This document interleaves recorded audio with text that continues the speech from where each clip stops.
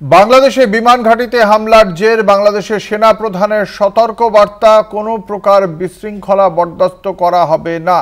বাংলাদেশের সেনা প্রধান সতর্ক বার্তা দিলেন, কোনো প্রকার বিশৃঙ্খলা বরদাস্ত করা হবে না বলেই জানিয়ে দিয়েছেন তিনি।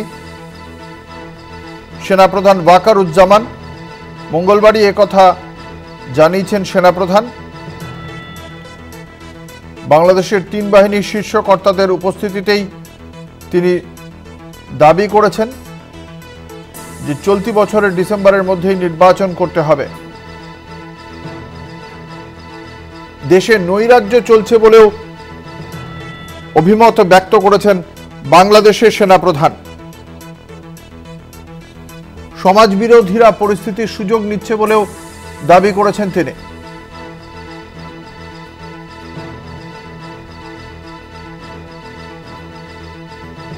সেনা প্রধানের এই বক্তব্য অত্যন্ত ইঙ্গিতপূর্ণ বলেই মনে করছে রাজনৈতিক মহল।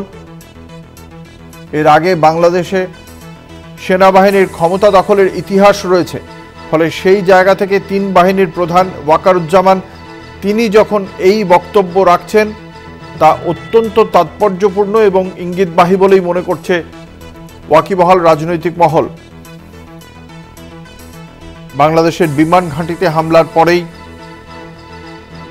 গুরুত্বপূর্ণ বক্তব্য রাখলেন বাংলাদেশের সেনাপ্রধান ওয়াকারুজ্জামান। এখনো পর্যন্ত বাংলাদেশের নির্বাচন কবে হবে তা নিয়ে সুনির্দিষ্ট ঘোষণা না থাকলেও বাংলাদেশের যে অন্তর্বর্তী সরকার তার প্রধান উপদেষ্টা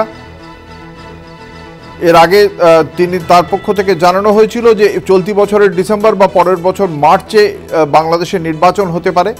তার আগেই এবার নির্বাচন নিয়ে বার্তা দিলেন সেনাপ্রধান। বিশদে জানবো, আমাদের সঙ্গে রয়েছেন আমাদের বাংলাদেশের প্রতিনিধি শহীদুল হাসান। ঠিক কি বার্তা দিয়েছেন সেনাপ্রধান ওয়াকারুজ্জামান? বাংলাদেশে ঠিক এই মুহূর্তে যে অন্তর্বর্তীকালীন সরকার চলছে, এই সরকারটি মূলত একটি অনির্বাচিত সরকার। এই সরকার আসার পর থেকেই বাংলাদেশের আইন শৃঙ্খলা পরিস্থিতির অবনতি হচ্ছে এবং সেই ধারাবাহিকতায় সম্প্রতি সময়ে আমরা দেখতে পাচ্ছি এটা মব সন্ত্রাস হচ্ছে। তৌহিদি জনতার নামে একটি জঙ্গি গোষ্ঠী বাংলাদেশের বিভিন্ন প্রান্তে এরা বিভিন্ন ধরনের হত্যাযজ্ঞ সহ হামলার ঘটনা ঘটাচ্ছে এবং দেশের আইন শৃঙ্খলা পরিস্থিতি, বিশেষ করে ঢাকা শহরের আইন শৃঙ্খলা পরিস্থিতি খুবই মারাত্মক আকার ধারণ করেছে। প্রতিদিনই চুরি, ছিনতাই, রাহাজানির ঘটনা ঘটছে এবং হত্যাকাণ্ডের ঘটনা ঘটছে। এই পরিস্থিতিতে হঠাৎ করেই সেনাপ্রধান আজকে যে বক্তব্য দিয়েছেন সেটি খুবই গুরুত্বপূর্ণ বাংলাদেশের মানুষের জন্য এবং বহির্বিশ্বের জন্য। বিশেষ করে কদিন আগে ভারতের সেনাপ্রধান বলেছেন যে বাংলাদেশে আইএসআই এর ঘাঁটি হয়েছে এবং সেখানে জঙ্গি তৎপরতা বেড়ে গেছে। এবং আজকে বাংলাদেশের সেনাপ্রধান কিন্তু সে ব্যাপারেই একটি সতর্কবার্তা দিয়েছেন যে বাংলাদেশে যে হানাহানি, জঙ্গি তৎপরতা চলছে, এগুলো যদি বন্ধ করা না যায় তাহলে বাংলাদেশে ভয়াবহ পরিস্থিতি তৈরি হবে। এবং উনি হুঁশিয়ার দিয়েছেন যে বাংলাদেশের স্বাধীনতা, সার্বভৌমত্ব বিলীন হতে পারে এবং উনি এ ব্যাপারে কঠোর হওয়ার জন্য সবাইকে অনুরোধ করেছেন। এবং এই বার্তার মধ্য দিয়ে তিনি একটি নির্বাচনের আভাসও দিয়েছেন, যেটি নির্বাচিত সরকার অচিরেই বাংলাদেশে প্রতিষ্ঠিত হবে এবং উনি বলেছিলেন যে 18 মাসের মধ্যে একটি নির্বাচন, উনি সেদিকে আজ ইঙ্গিত দিলেন। এই জায়গা থেকেই জানতে চাইবো আপনার কাছ থেকে যে এর আগে বাংলাদেশে সেনারা ক্ষমতা দখল করার ইতিহাস রয়েছে, ফলে সেই জায়গা থেকে ওয়াকারুজ্জামানের এই বক্তব্য রাজনৈতিক মহল কিভাবে দেখছে? কারণ তাহলে কি এটা কি একটা কার্যত হুঁশিয়ারি এবং সেক্ষেত্রে কি সেনাপ্রধান কোনো পদক্ষেপের দিকেও এগোতে পারেন? কি মনে করছে বাংলাদেশের রাজনৈতিক মহল? পরিস্থিতি যে পর্যায়ে চলে গেছে এটি নিয়ন্ত্রণ করা এখন খুবই টাফ ব্যাপার হয়ে দাঁড়িয়েছে, যে কারণে পুলিশ বাহিনী ব্যর্থ, ওখানকার অন্যান্য আইন শৃঙ্খলা রক্ষাকারী বাহিনীর ব্যর্থতার পরিচয় দিচ্ছে। তো সেনাপ্রধানের এই বক্তব্যের মধ্যে দিয়ে কিন্তু সেরকম একটি ইঙ্গিত পাওয়া যাচ্ছে যে যদি কোনো কারণ জনগণ বা যারা আজকে এই অপরাধ কর্মকাণ্ডের সাথে জড়িত তাদেরকে যদি প্রতিহত না করা যায়, সেক্ষেত্রে হয়তো সেনাবাহিনী টেকওভার করতে পারে। তার কথা এরকম ইঙ্গিত কিন্তু আমরা পাচ্ছি। যদি সেক্ষেত্রে এই যে সেনাপ্রধানের এই বক্তব্যের পরে বাংলাদেশের অন্তর্বর্তী সরকারের পক্ষ থেকে কোনো প্রতিক্রিয়া পাওয়া গিয়েছে?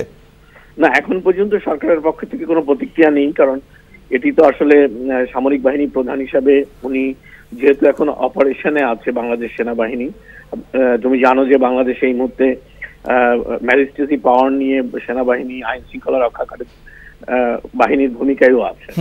সে কারণেই তারা মূলত একটি স্বতন্ত্রতার সঙ্গে কাজ করছে সরকারকে সহযোগিতা করার জন্য।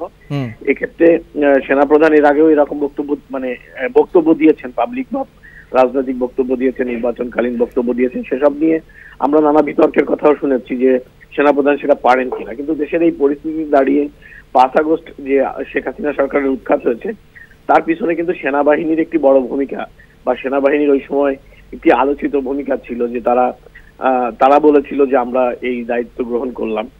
সুতরাং সেনাপ্রধান কিন্তু অনেকটা পিছন থেকেই সরকারের নেতৃত্ব দিচ্ছেন, এটা আমাদের কাছে অনেকটাই প্রমাণিত। সুতরাং এ ব্যাপারে সরকারের পক্ষ থেকে কোনো বক্তব্য যদিও এখন পর্যন্ত আসেনি, তবে সরকারের এ ব্যাপারে দ্বিমত পোষণ করারও জায়গা নেই। যদি সরকারের দ্বিমত পোষণ করার জায়গা না থাকে তাহলে এক্ষেত্রে পদক্ষেপের সমস্যাটা কোথায় হচ্ছে, ঠিক কোন জায়গায় সমস্যাটা হচ্ছে যেটা নিয়ে কনসার্ন জানাচ্ছেন এই সেনাপ্রধান ওয়াকারুজ্জামান, সেই কনসার্নের জায়গাগুলো পদক্ষেপ কেন করা হচ্ছে না, বা নির্বাচনটাকে আরেকটু এগিয়ে আনার বিষয়ে কেন চেষ্টা চালানো হচ্ছে না, সেই বিষয়ে কি মনে করছে বাংলাদেশের রাজনৈতিক মহল? বাংলাদেশের রাজনৈতিক মহল এই মুহূর্তে বেসিক্যালি সমস্ত রাজনৈতিক দল, বিশেষ করে এই মুহূর্তে তো আওয়ামী লীগকে রাজনীতি করতে দেওয়া হচ্ছে না, তাদের বিরুদ্ধে বেশি মব সন্ত্রাস হচ্ছে। কিন্তু দেশে আওয়ামী লীগকে ছাড়া গ্রহণযোগ্য কোনো নির্বাচন হওয়ার সুযোগ নেই, কারণ আওয়ামী লীগ বাংলাদেশের সবচেয়ে বড় বৃহত্তর রাজনৈতিক দল। পাশাপাশি বিএনপি থেকেও কিন্তু নির্বাচনের দাবি তোলা হচ্ছে। শুধুমাত্র জামাতি ইসলাম এবং এই সরকারের যারা বেনিফিশিয়ারি তারা নির্বাচনের কথা বলছে না।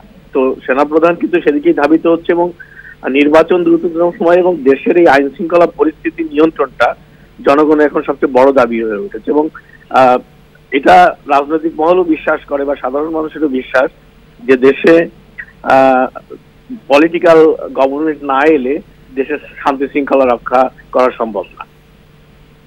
সেক্ষেত্রে এই ওয়াকারুজ্জামান যে হুঁশিয়ারিটা আজকে দিলেন, কোনো সময়সীমা তিনি বলছেন না, কিন্তু সেনা সূত্রে বা আপনাদের যে সোর্স রয়েছে সেখান থেকে আপনারা কি জানতে পারছেন যে এক্ষেত্রে সেনা আর কতদিন অপেক্ষা করতে পারে, বা মোহাম্মদ ইউনূসকে আর কতটা টাইম দিতে পারে ম্যাক্সিমাম, নাকি তারপরে তারা?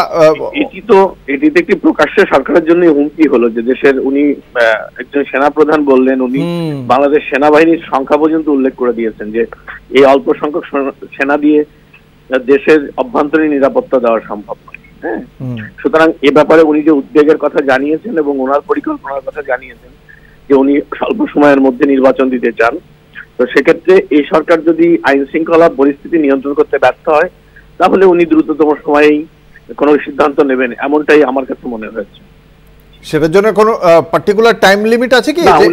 উনি সেরকম কোনো টাইম দেননি বা টাইম দেওয়ার সুযোগ নেই, তবে উনি বলেছেন যে আমি আগে বলেছিলাম 18 মাসের মধ্যে ইলেকশন, তার মধ্যে ইলেকশন হবে, তো তার মধ্যে 7 মাস তো চলে গেল। অবশ্যই অসংখ্য ধন্যবাদ। আমরা কথা বলছিলাম, আমাদের সঙ্গে ছিলেন আমাদের প্রতিনিধি শহীদুল হাসান। আপনাদের জানিয়ে রাখি, বাংলাদেশের সেনাপ্রধান ওয়াকারুজ্জামানের সতর্কবার্তা, যে সতর্কবার্তায় খুব স্পষ্টভাবেই জানিয়ে দিয়েছেন যে পরিস্থিতি বাংলাদেশে তৈরি হয়েছে সেই পরিস্থিতির ক্ষেত্রে তা যথেষ্ট উদ্বেগজনক, দ্রুত নির্বাচন করাতে হবে এবং সেই নির্বাচন যদি না করানো হয় তাহলে সেক্ষেত্রে চলতি বছরের ডিসেম্বরের মধ্যে নির্বাচন করতে হবে, এবং না হলে এই অবস্থা চলতে যে পারে না, একটা প্রচ্ছন্ন হুঁশিয়ারি দিয়েছেন এই অবস্থা চলতে পারে না। এত বছর ধরে দেশ সুন্দরভাবে চলেছে, কিন্তু বর্তমানে নৈরাজ্য চলছে বলেই স্পষ্ট ভাষায় জানিয়েছেন বাংলাদেশের সেনাপ্রধান ওয়াকারুজ্জামান।